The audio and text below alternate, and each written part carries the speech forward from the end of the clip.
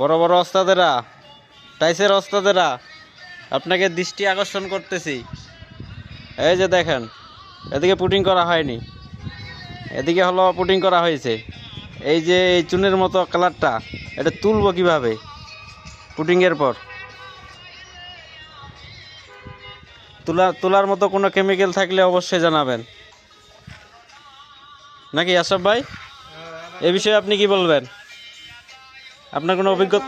একটা কেমিক্যাল থাকলে যদি থাকে আমরা জানি না যে থাকে, এটা সবাই জানাবেন। আর মনে করেন যে এরকম কেমিক্যাল দিয়ে না যে আবার ধোয়া নেই ভিতরটা মিথ্যে বসে সাদা এটা ওটা এরকম সিস্টেম একটা কেমিক্যাল থাকলে ভালো। না, আমি জানি যেটা মনে করেন যে ইউজ টাইস বাথরুম আছে না, ইউজ করে যে এগুলোর মধ্যে ময়লা টয়লা জমে না, এই কেমিক্যালটা আমি জানি, ঠিক আছে না? ফিক্সল একটা আছে, ফিক্সলটা দিয়ে পরিষ্কার করে, যেটা ফিক্সল ওইটা দিয়ে বাথরুম পরিষ্কার করে। না, আর একটা কেমিক্যাল আছে, এটা আমি জানি, ওটার নাম জানি আমি, ওটা কোনো ব্যাপার না। কিন্তু এই চুনটা ওঠার মতো কোনো যদি টেকনিক থাকে বা কোনো কেমিক্যাল থাকে অবশ্যই জানাবেন, নাকি বলেন?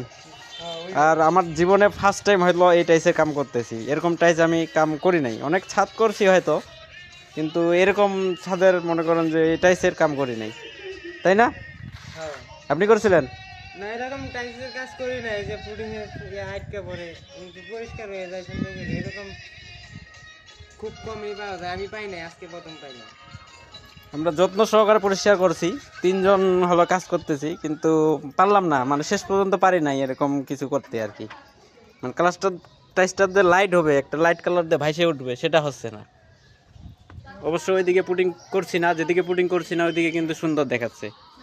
পুডিং করার পরে এরকম হচ্ছে। কারো যদি জানা থাকে অবশ্যই হলো বলবেন কেমিক্যালের নাম।